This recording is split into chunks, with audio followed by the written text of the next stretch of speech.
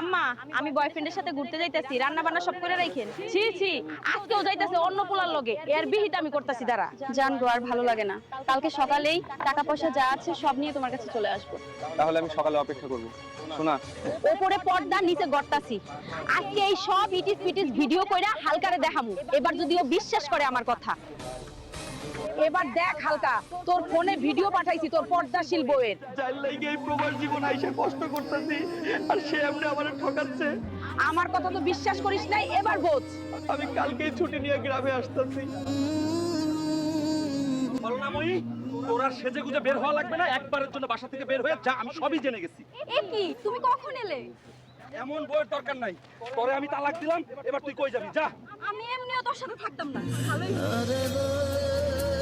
জান কই তুমি? ও আমাকে তালাক দিয়ে দিছে, তুমি জলদি আসো। সরি, আমি তোমার মতো তালাক দেওয়া মেয়েকে বিয়ে করতে পারবো না।